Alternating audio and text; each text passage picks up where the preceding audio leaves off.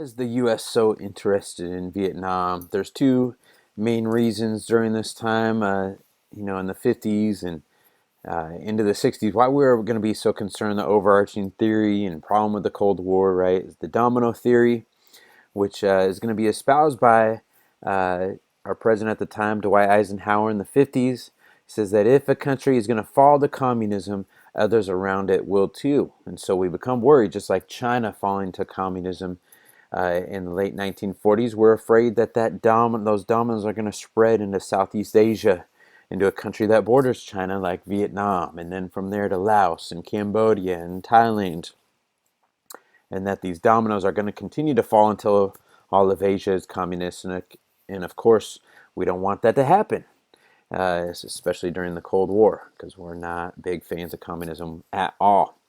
And as more and more countries fall to communism, turn to communism, number two, we're worried that this is eventually going to lead to the showdown of us and our allies versus the Soviet Union and their allies, with China and Vietnam included in them, in which we all have nukes and duke it out via nukes and therefore have a nuclear holocaust. So if we don't deal with things now, nip it in the butt, then it's going to be a bigger problem, expand and escalate into a bigger worldwide confrontation later. So we got to control the North Vietnamese and the communists. So here becomes the enemy sides in Vietnam. In the north, it's the Viet Minh is who are going to fight against there.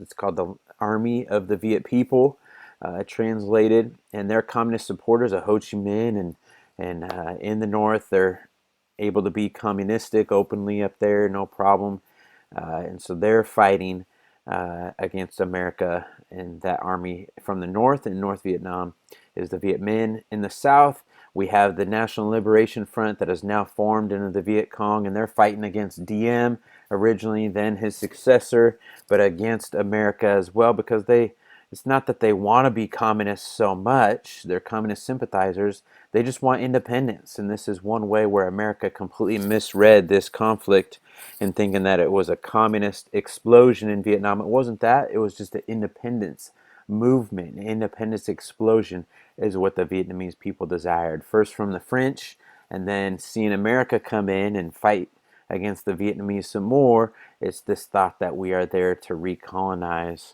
the Vietnamese people like the French did, which we didn't want to do. But so it's just a conflict, a war over miscommunication, misunderstanding each side.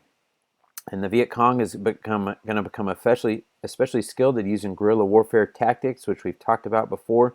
But this is the first time that America really sees this type of warfare, right? Where you're in small cell fightings, coming in and attacking infrastructure, roads and bridges and government buildings and blowing them up, and then retreating in the jungle so you're never found, and blending in with the people and villages and cities, so no one really knows who the enemy is. And this is going to become the major problem that America finds in Vietnam. There's a very famous picture taken of this member of the South Vietnamese army called the ARVN, the Army for South Vietnam, trying to liberate themselves of communists. And here's a communist supporter, a member of the Viet Cong, that gets executed in cold blood right on the street.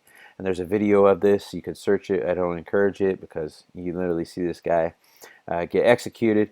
But so you see that he's not wearing a uniform like this guy is, and even the member of the ARVN in the background, he's just in plain clothes. So how are you to know that he's supporting the North and that he's a communist sympathizer? It's very difficult to tell, and that becomes the big problem in Vietnam. So Kennedy, we talked about his ramp up of advisors or troops that are sent there. Well, Johnson, when he becomes president, when Kennedy is assassinated in November 1963, he becomes president, and he wants to take a strong anti-communist stand in the world, especially in Vietnam. He doesn't want to look weak, especially like Truman did, and even that Kennedy had his problems with his reputation on communism in the Bay of Pigs invasion that failed in Cuba and the Cuban Missile Crisis. So Johnson comes in, he's trying to have a heavy hand and say, see, here's a Democratic president, I'm going to come in and wipe off communism and communists that are trying to expand in the world. And so he's going to take a very strong stand in Vietnam and against North Vietnam. but he's going to have very little experience with international affairs and how to respond in the world. And this is going to be one of the big critiques of his presidency. And so we'll talk more about him as the war continues. But one of the big things that happens not even a year after he's president and has taken over for Kennedy is what's called the Gulf of Tonkin incident, in which supposedly an American ship was fired upon by a North Vietnamese ship. Uh, and so Johnson said that North Vietnam torpedoed 2 U.S. destroyers in the Gulf of Tonkin, which is a body of water right off of North Vietnam. And what ends up happening, months and years as details come out about this incident, is that we later found out that it wasn't the North Vietnamese that fired first. It was actually the 2 American destroyers that fired first on that North Vietnamese ship. So we really provoked a war and a conflict. And so, but we didn't know that at the time. Johnson says, we were fired upon first. We're acting in self-defense. And so Johnson goes to Congress, and he doesn't ask for a declaration of war. He just asks for the necessary measures to repel armed attack against aggression against the United States, basically. Just give me enough power to do what I want in Vietnam and other places of the world. Congress, not wanting to look weak on communism, of course, passes those powers unanimously. So what's unique about Vietnam is we didn't have a declaration of war, so technically we can't call it the Vietnam War, but what the president was given was kind of unlimited power to do in Vietnam what he wanted to have happen. So it's kind of just a weird language piece. So it's really technically the Vietnam conflict, but it was a war because we are going to send 1 million men and draft hundreds of thousands of soldiers to go fight in Vietnam. So it is a war, although technically we never have a declaration of war. So, and so one of the first things that Johnson does, and he's going to do continuously throughout his presidency, is bomb North Vietnam and areas of South Vietnam where we know that the enemy is at and there's no American troops, and also even neighboring countries. And Johnson's going to start bombing Cambodia and Laos, and Nixon's going to continue that. And we're not supposed to attack those countries because they're separate sovereign countries, but that's kind of how bad and murky this war is going to get. But the first major bombing operation is called Operation Rolling Thunder.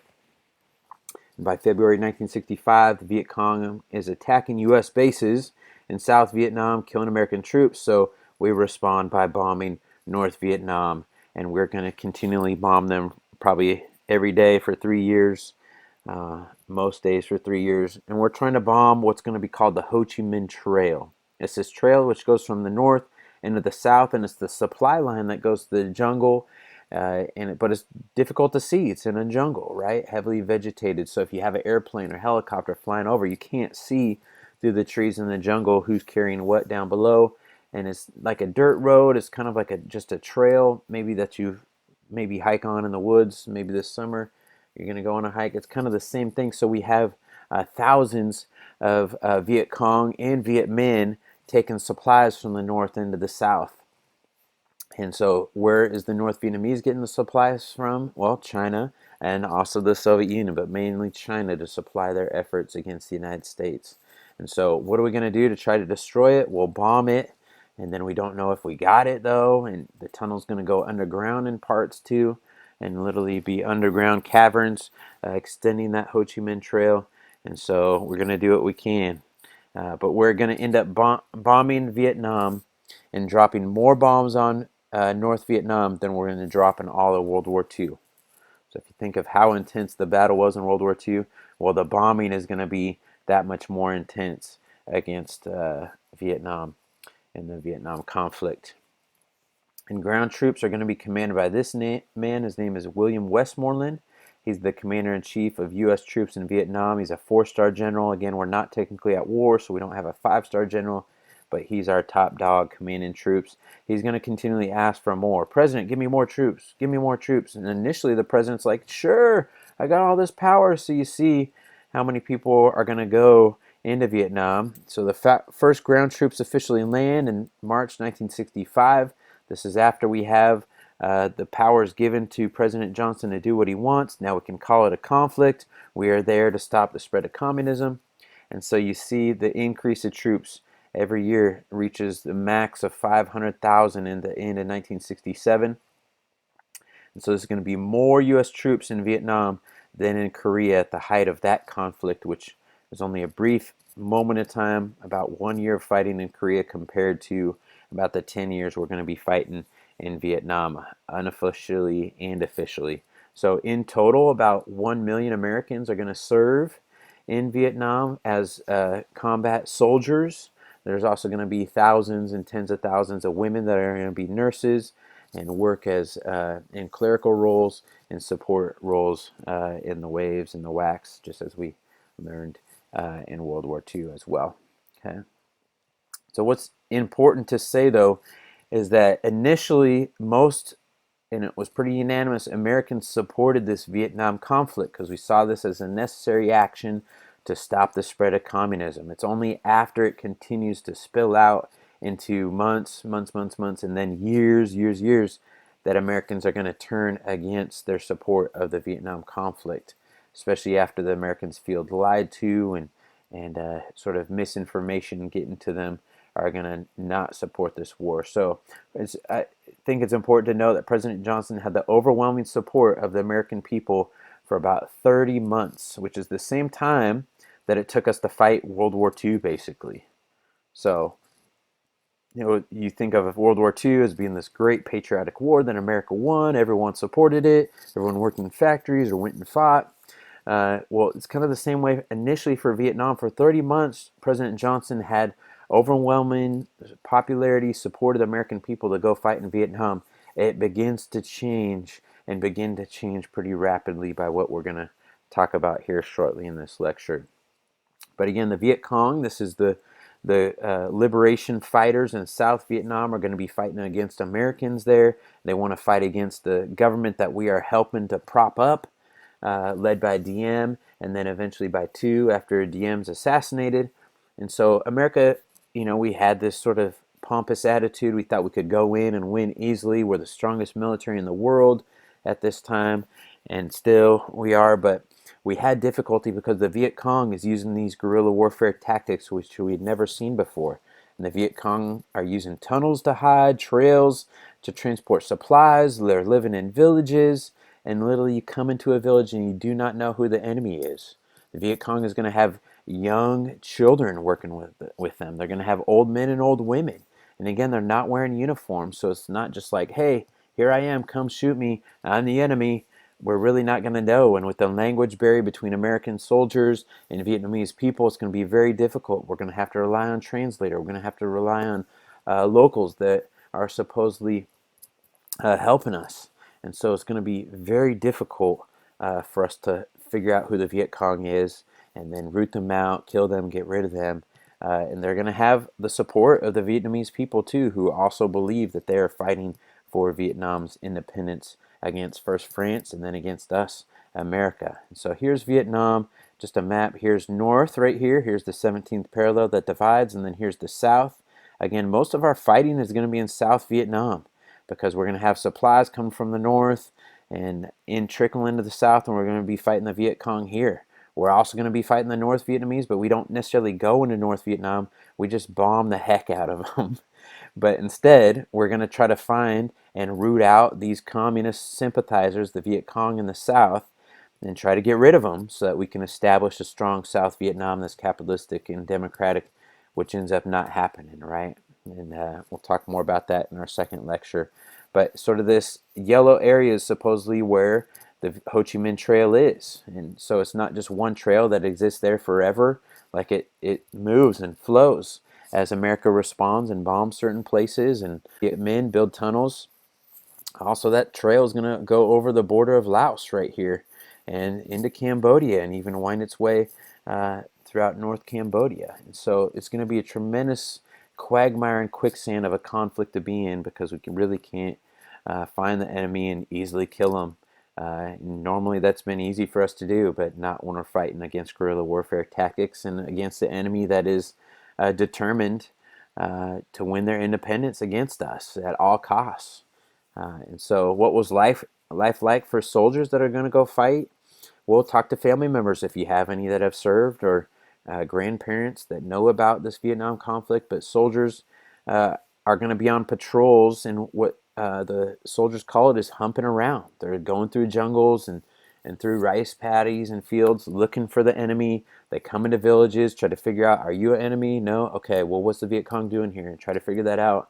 And then in the middle of just patrol, like you're trying to find the enemy, you're probably going to be ambushed, or maybe you step on a landmine, or there's a booby trap out to get you. And so it's going to be a lot of psychological warfare of not knowing where the enemy is, compounded by the fact that it's very hot. It's a jungle, so it's a tropical, very humid, very hot. It's monsoon weather. It's going to be downpours for days on end, and mosquitoes are going to be really bad, and leeches and waterways, and so it's going to be a pretty miserable experience for many soldiers, is what they describe. And you're out in the middle of nowhere hiking for days on end, so you're going to carry all that equipment with you, right? And there's going to be an importance of clean socks, because if you're not changing your socks and they're getting wet and you're sweating through it, you develop what's called trench foot, and you can look that up. It's pretty nasty, where your feet basically develop really deep cracks because you don't change your socks, you don't have dry socks. And so it's a little tidbit of stories that I've read. Just if you're interested, you could go look all that stuff up. But by 1967, 14,000 U.S. troops had been killed in the Vietnam conflict. So we are heavily invested. It's a lot of U.S. deaths for America to support the killing of that many Americans dying, and America's invested. But every day on the nightly news, you're hearing what are called body counts, where we had this many ambushes against us, but we killed this many Viet Cong and Viet Minh, and we bombed these areas, so we're killing dozens and hundreds and maybe even thousands of Vietnamese every day. So we felt like we were winning because we're hearing about all these people that we're killing, when a couple of Americans died this day, maybe a dozen Americans died this day. And so you felt, okay, well, we're killing a lot more than Americans are dying, so we must be winning. We must be winning this war, right? So one way America is going to support this conflict is through a draft, and it's the last time America's ever had a draft. That just goes to show how unpopular the Vietnam conflict became, especially with the draft taking place. And so it's why when we fought in Iraq and Afghanistan, there wasn't a draft, because it would have been very unpopular and turned the American public against those wars, just because of the close relationship and memory we have of what happened in the Vietnam conflict. So most U.S. troops that get drafted were young and experienced. The average age of a draftee going to fight in Vietnam was 19, which is 7 years younger than the average age of those drafted in World War II. And why the difference? Well, there's a way for you to get out of being drafted. And a lot of young men in this time, in the 1960s and early 70s, didn't want to fight in this war.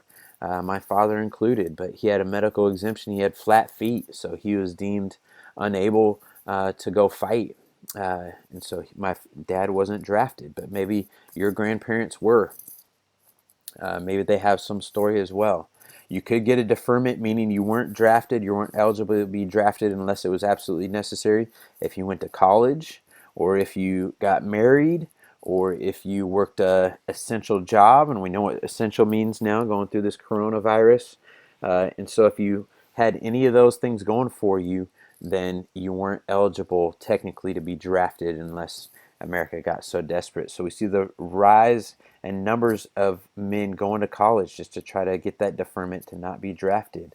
And so the troops sent were not an accurate representation of the U.S. population at the time.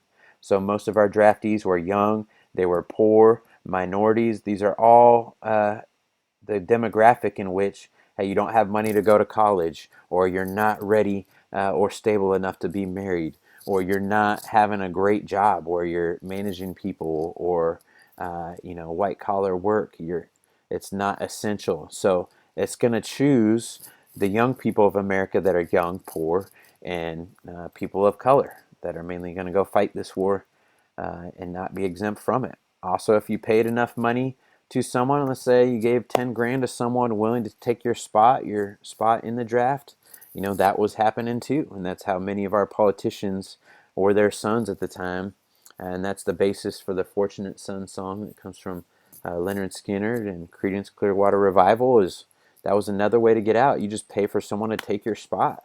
and be drafted in your spot. It's kind of like Hunger Games and the reaping. You could volunteer to go in someone else's spot, and usually that involved being paid off money. So, anyways, so there's lots of people that dodged the draft and didn't want to be drafted. So there's going to be 170,000 conscientious objectors. These are young men that, based on their moral or religious beliefs, felt it was wrong to fight and kill people. And if you could prove that well enough to the American military, you would be deemed a conscientious objector and would not have to be drafted. And so 170,000 Americans met this requirement, and then another 300,000 were denied that requirement. The government said, you didn't have enough evidence. You can't prove to us that you've always had this belief that you feel like it's morally or religiously wrong to kill people. 600,000 are going to illegally evade the draft. What does that mean? Well, they just didn't show up where they were supposed to. They didn't get to the train station or the bus depot that was supposed to take them to their boot camp where they are going to be trained and inducted into the military. And so that's going to follow people around for a long time until Jimmy Carter's president, and he sort of pardons every draft dodger, every person that tried to dodge the draft or illegally evade the draft. Jimmy Carter, 10 years after the Vietnam War, is going to pardon anyone that had draft offenses. So they're going to have a clean record. So again, I don't know if you have anyone in your family that can testify to that, talk about that. That'd be pretty cool family history to know about, though. And then 200,000 are going to be accused of draft offenses and face jail time or have a financial penalty or community service to serve because they didn't serve in the draft. They weren't inducted. They said they weren't going to comply with the military orders, government orders. Another 30 to 50,000, we don't know for sure, are going to flee to Canada, which wasn't fighting in Vietnam. This is just an American conflict. And then another 20,000 are going to flee to other countries other than Canada or live in the United States kind of off the grid and are not going to be found out for years or until they're pardoned. We have stories of people that reemerge after Jimmy Carter pardons draft dodgers, and 10 years later, boom, here I am. Here's a Rolling Stone article in their magazine. It said, "Girls say yes to boys who say no." It's kind of trying to make it be cool to say no to the draft, to have it be sort of something that appeals to women and gets you a date as well. So even in modern or culture at the time, kind of cool to evade the draft. Well, things really changed for America and the American public and how we feel about this war when this event happens. It's called the Tet Offensive. Tet is the Vietnamese New Year, which was supposed to last for a couple days. It happens at the end of January.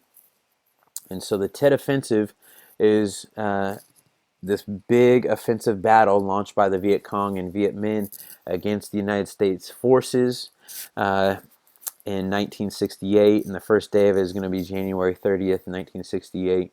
And Americans throughout this conflict in the 1960s, on every Tet Vietnamese New Year day, weekend, we saw that fighting would stop, that we wouldn't be attacked to celebrate the New Year. And so we expected more of the same.